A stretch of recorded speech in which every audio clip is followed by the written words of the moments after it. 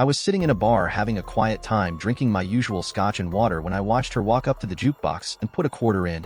To me, she was still the most beautiful girl in the world and had been since I had first met her. I knew she knew I was there. She had come to give me a reminder once again of where we were in our relationship. I knew we were in limbo because I could not decide how to resolve it all. It took about 30 seconds for the record to start to play. Love hurts, love scars, love wounds and marks blasted through the speakers. The words of that song took me back to the day I had realized it all had begun. It had reached the point that I had put together a great scheme by one to take me down and destroy my marriage. She had almost succeeded. All it had taken was determination, focus, and attention to the details along with the time for the power of persuasion to work. It didn't hurt that she had the power and influence. The problem for me was I did not know how I could get that person's ongoing conduct to end. Once she failed, I knew she would try again. The angle of how it had been done had been so masterfully applied that no one would believe the person behind it had almost achieved it. I even knew the reason my problem now was coming to a head. The question I had to decide was how I was going to deal with it. The problem started years ago on the day that Jody and I got married. Jody's first two names are Joe and Mandy. Her parents started calling her Jody long before she started grade school. I met her at a mutual friend's birthday party a year after I started teaching high school. I wasn't looking for love or a relationship and had stepped in to break up an argument between her and her date. I got them parted and had escorted him off the property by suggesting he go home and come down from whatever he was high on. As I watched him drive off, I called the local police station and warned them that he was driving under the influence of something. I have even given them the make, model, and plate numbers. When they pulled him over with his anger still raging, he had decided to swing at the police officers. That was his first mistake. That allowed them to search the vehicle, and they found enough drugs to charge him with possession with the intention to sell. What I didn't know, he used Jody's brother's name to try to defuse his situation. Since Jody had come with him, I offered to give her a ride home when the events started to wind down. She asked about my date, and I said I had come alone. That perked her interest, and I explained that I was too busy paying down educational debts and couldn't afford one. She laughed and said get serious, then accepted the ride home. Her older brother, a police detective, had heard about the bust and was waiting at his parents' place for Jody to get home because he was concerned about her well-being. I didn't know when I first met him that he was one. The jukebox belted out Any Heart, not tough or strong enough to take a lot of pain.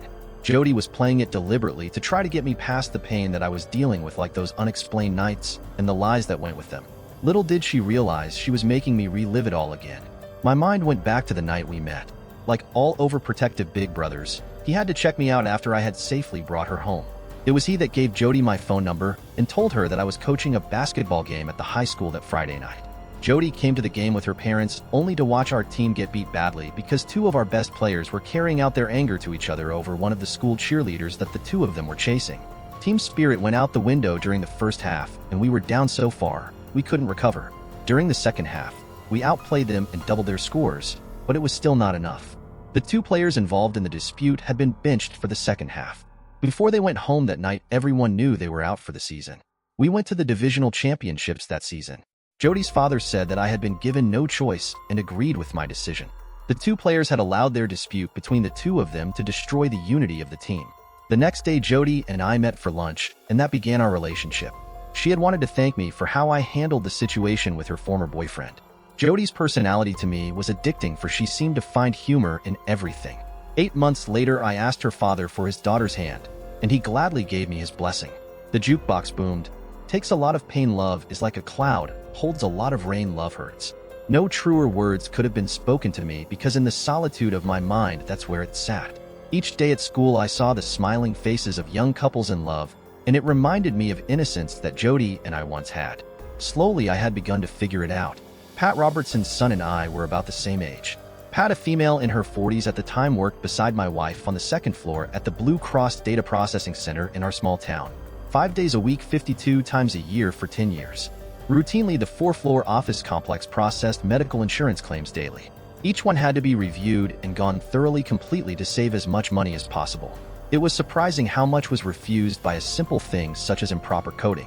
Blue Cross was able to cut its responsibility for claims by 10% on that alone. Pat Roberson, my wife's supervisor, met me for the first time on the day of Jody's and my wedding. By that time, she had worked with my wife for 3 years. I knew as soon as I met her by the way she looked at me that she did not like me. It would take time for me to find out the reason. I learned from staff socials over the next few years the reason behind her personal feelings. As I watched Jody and her father walk towards me, I thought I was the richest man in the world. She looked like she was the most beautiful girl in the world, with her blonde hair styled to perfection, the white full-length gown hugging her frame, and a smile that lit up the whole room. From the moment of our return from our honeymoon, Pat Robertson began to hunt for a reason and a way to degrade me or my views in my wife Jody's eyes. Over the course of the last few years of our marriage, she had caused a lot of minor problems for us until both of us found out why she was doing that. That's when my wife began to learn to just block her out whenever she mentioned my name. Pat had one big problem according to all I had talked to. She believed that my wife had married the wrong man. The man she should have married was her son. Matt was a computer nerd who ran his own business and was quietly successful. His biggest problem was he was socially inept. His only problem that because of his upbringing he was socially backward and hadn't dated anyone in years. Most who had gone to school with him had said they had never met a more boring person in their lives than him. Pat felt it was her responsibility as a mother to find him the perfect wife. To her, Jody was it. The lead singer of Nazareth sang, "Love hurts, love hurts. Boy does it ever," especially when the pain is caused by others outside of the lover's control. It became more a problem for Pat Robertson when Jody gave birth to our first daughter. That little ray of sunshine should have been her son Matt's and Jody's, not Jody's and mine. Then 2 years later, our second child, also a girl, came into the world, which made Pat's problem worse. Jody and I had 2 kids that should have been Matt's and Jody's instead of Jody's and mine. What I did not know was that was the day that Pat decided she had to destroy our marriage if Jody was going to be able to give her the grandchildren she wanted. Pat was a woman who did not give up or back down. When she wanted something, she achieved it regardless of the consequences. During her short walk in life, she had already proved that her greatest mastery was in destroying marriages. She had done it 3 times. Taking the man she had trapped into marriage down each time, making herself richer because of it, while leaving the man she had dominated broke and beaten. That was why most of those who knew her son believed that he was afraid of women. Yes, to most who knew her background, she was one scary woman. She was aided in her plan by the Human Resources Department that promoted her to the Assistant Administration Manager and allow her to promote who she wanted to her former position as a sectional supervisor. This gave Pat Robertson access to every security code the data center had in its system. That was when her long-term scheming turned into action. Of course, she picked my wife to step into her shoes. As a result, a pattern was established by her.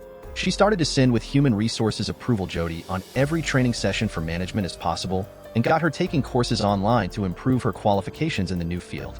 By doing that, Pat thought it would speed up the breakup of our marriage because of the time it would take away from she called family responsibilities. Jody, thrilled with the chance of further advancement and self-improvement, ate the attention up. That only aggravated Pat even more because I was too supportive of my wife and her new opportunity. Pat had expected that in her eyes I would not have supported her. What Pat failed to understand that as a high school teacher I encouraged everyone to follow their dreams in the educational fields. One of the new in-house programs Pat set up over time was the Thursday night meeting with all sectional supervisors. Since the data center for the Blue Cross was primarily filled with women, it left quite of their husbands totally pissed off. With 4 section leaders on each floor, there were 16 females who had their lives routines changed overnight. The song went on saying, "I'm young, I know, but even so I know a thing or two." That's what the problem was. What I learned before the truth came out was really an eye-opener. Slowly, one by one, the husbands found the name of another one of these husbands who were having their marital lives indirectly affected by the new policy that Pat brought in. We all personally believe that if Pat had of being honest about who and what she was all about, she would have come out and admitted that she was a butch dyke. Between us all, we formed an informal social group. All of us believed that we had to find some way to force the corporation to cut the mid-management staff some slack. It was on a Thursday night when one of the Thursday night wifeless fathers stopped off at my place asking me to watch his kids. He had reached the point where he was tired of the bullshit and wanted to find out what was so important about these Thursday night meetings. He drove over to the Blue Cross data center to discover there were no cars in the parking lot. After banging on the doors for a few, he attracted security, who came on prepared to take him into custody because of his agitated state. Once he explained why he was so upset, that was when the conversation began to get serious. There was no Thursday night management meeting and never had been. When he accused them of lying, they produced for him in minutes the electronic sign-out times on the time cards for his wife on Thursday nights for the whole time period and gave it to him. He was smart. He had recorded the conversation on his cell phone. By the time the ladies were due to be home from their usual Thursday night staff meeting, every husband had been forwarded via cell phones a copy so they could discover for themselves that for the last 16 months their wives had been lying about what was going on. Over the course of the evening, through multiple phone calls, we all decided as a group to keep quiet for now. That's when I decided I needed some guidance. The song continued, I learned from you. I really learned a lot. It came to me in the middle of the night that whatever was going on was Pat Robertson's latest attempt to drive a wedge between Jodi's and my relationship. There were two things I did not know. Was Jodi a willing participant in it? And was she actually involved with Pat's son Matt? With all that was going on, the next Saturday morning, I met Jodi's older brother Bob for coffee. He also knew about Jodi's Thursday night meetings. Hell, everybody did. It had cost her attendance as some of her side of the family's special events. Bob had just written it off as it being part of the employment situation his little sister was in. I told Bob of all the problems his sister and I had been going through because of Pat Robertson's ongoing attempts to destroy our marriage. I purposely did not tell him the reason why. Bob felt he could not look into it. That was until I let him listen to the conversation that had been recorded. If you have never seen a police detective listen to a conversation that definitely implies that a scam is being pulled that may or may not be legal, you should. It gives one an interesting lesson on how they respond to things. How many husbands are caught up by this? Bob asked. 16 of us, I respond. It's been going on for about 16 months. I found out because I looked after another husband's kids when he wanted to check things out last Thursday night. It's his voice that you hear on the audio clip. Damn it, Arlie, he said. Don't do anything stupid. We have 16 females whose time is unaccounted for, plus their boss for about 6 hours a week every Thursday night. This has structure, routine, secrecy, and organization to it. Whatever is going on has been deliberately kept from all of you. The way it's been done implies that whatever is going on may not be legal, he explained. Just the fact that what is going on is being covered up is forcing the department to look further into it. Contact those you know. Explain to them that they're not to say anything or do anything to upset the apple cart while this is under investigation. Bob, do you think it's that serious? I had to ask. Don't know yet. It's too early to tell, he said. But their conduct is suspicious enough for us to investigate to find out what they all have been doing during that time. Send me the file that contains that conversation, as there are others who will need to hear it. My gut is telling me your friend stumbled into something big. I took my cell phone and talked to the person I had babysat for Thursday night, letting him know what the police detective wanted us to do. I will pass the word, he said, because no one has said anything because they thought we should all figure it out together before going forth. I asked him to gather a list of all the ladies' names who were part of those who were unaccountable for Thursday nights and email to Detective Robert Parson as soon as possible. I had to talk to Bob again, so we captured a private moment at a family function a few weeks later. He told me it was being investigated on this end by his department in cooperation with the FBI Computer Fraud Division. He made it clear until it was finished, he couldn't reveal anything. If Jodi is involved, she will be treated like all the others. At that point, I knew that what we had accidentally stumbled upon was serious. The jukebox boomed, "Love is like a flame, it burns you when it's hot, love hurts, love hurts." Those words brought tears to my eyes because it reminded me of what happened next. It had been 18 weeks since I had talked to my brother-in-law Bob about the situation. I was headed over to my mother-in-law's to pick up my daughters because I was running late because of one of the problem students' parents. Jodi's mother was a saint in my eyes. Since the time Jodi had returned to work after maternity leave with the birth of our first, Sharon had stepped up and babysat our daughter. There was no way she was going to allow anyone but her to look after her. We paid her $1,000 a month now because she took care of two. It was my own fault I ran a yellow light. A truck sitting at the intersection jumped the red light and broadside me on the driver's side. I was loaded into the ambulance and taken to the hospital. As they loaded me up, I asked the officer to call Robert and get him to explain to his mom why I would not be picking up my daughters. The last thing on my mind was the fact that this was a Thursday. Robert, when he heard, called first his sister on her cell phone and found that his call went to the answering service. After calling his mom, he headed over to Pat Roberson's with a team of police officers. It had been learned that Pat was operating a skim program on the data system in the office she worked in, and once a week the 16 ladies underneath her had to work Thursday evening, helping her shave a few dollars off what the hospitals would be paid in their billings. The basement of her home had been turned into a small computer center set up with the help of her son, who had been able to bypass all the security that Blue Cross had installed thanks to the code she had provided. The hospitals she was scamming were all on the East Coast. On each individual bill, they submitted they lost $1 or $2. All it took was adding a processing fee against part of the claim, which would end up being paid by the end user. Over the course of 16 months, with the number of bills submitted, it had added up to a very large sum. Blue Cross Audit Department hadn't caught it until the FBI had come into the corporate office. Pat Robertson had added a processing fee against these hospitals and had that amount transferred daily to a separate account. Once a month, the computer would automatically transfer the built-up amount to an offshore account. The problem was in the raid was that my wife was not with them. He asked Pat Robertson where my wife was. Robert learned by questioning others that Jody was with Matt and had been teaching him social skills every Thursday night for over a year. Once Bob had found out, Pat Robertson made it clear that Jody had refused from day one to work overtime. Pat believed that Jody felt something else was going on and had refused to go along. All the employees actually thought they were doing regular work. Pat had used a special performance raise to cover the extra hours the ladies were putting in. So, all thought they were being paid for the additional hours. This new processing fee, they believed, was just a charge the corporation was trying on a trial basis to see if it would be accepted or challenged, until they decided if they were going to take it nationwide. These were being done quietly, as not to draw the general medical field's attention. Jody had refused to take part, but in order to keep her job had been forced to agree to secrecy and to teach Matt how to become a normal adult who would be able to fit into society's social norms. Tonight, they had gone out for dinner as a couple to the private golf club that Matt was a member of. Robert left the team to do the cleanup and drove with another officer over to the private club in Jackson to arrest Matt and inform his little sister that I was in the hospital. They were not in the restaurant or in the lounge. They were located in a private area square dancing to some programmed music. "Robert, what are you doing here?" Jody asked her brother.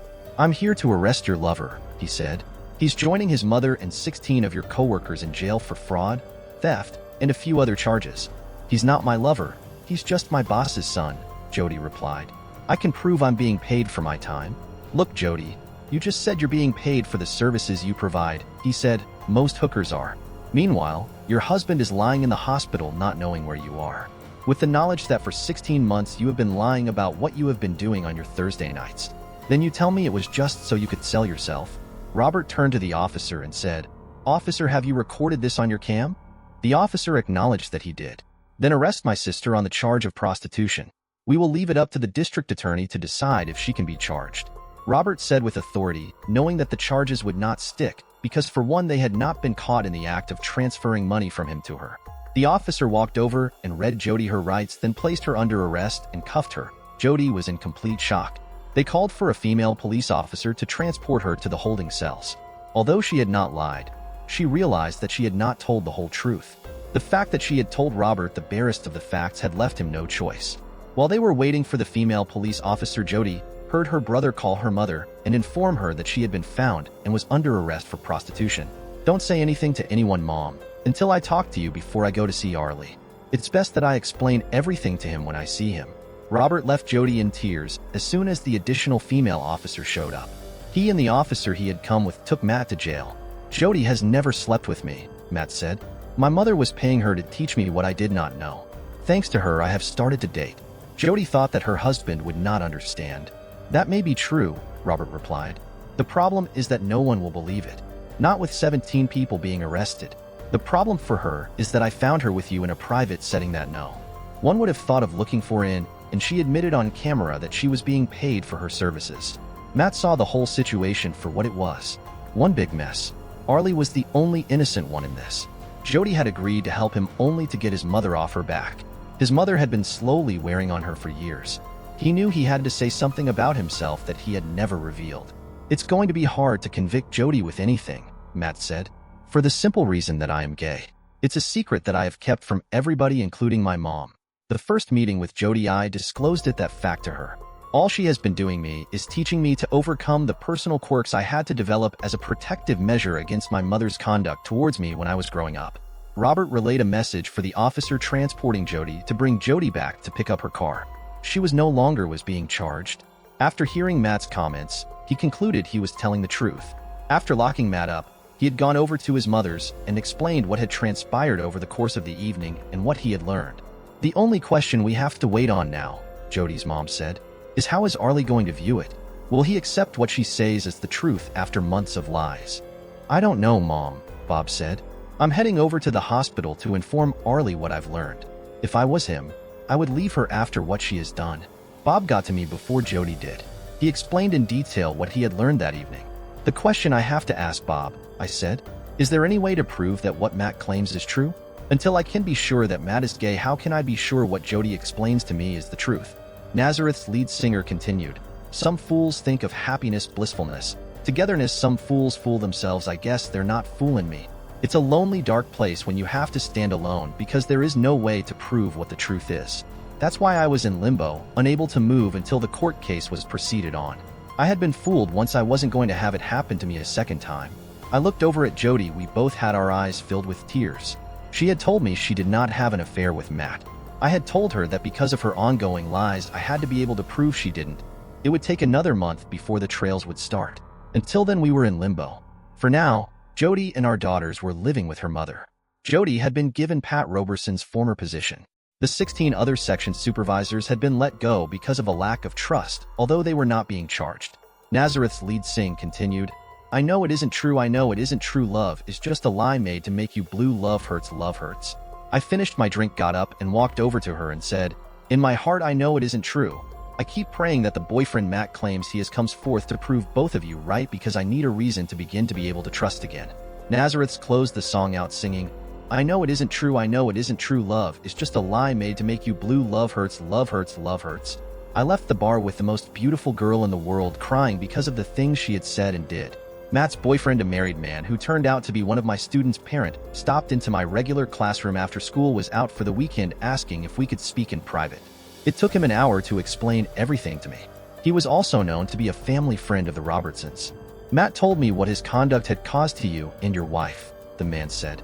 "I'm sorry that I did not go to see Matt sooner. When I heard that you were needing a way to verify their stories, I knew I had to come and explain it to you." Faced with what would happen if it became public knowledge, I vowed to him that I would not disclose his name to anyone. I literally ran to my car because I had a place to go as fast as possible. I stopped at the jewelry store before heading over to Jody's parents' place. I knocked on the door and her father answered. Looking at me, he said, "Why didn't just walk right in? You're always welcome here." Jody was in the kitchen helping her mother prepare dinner. She turned to me in complete surprise.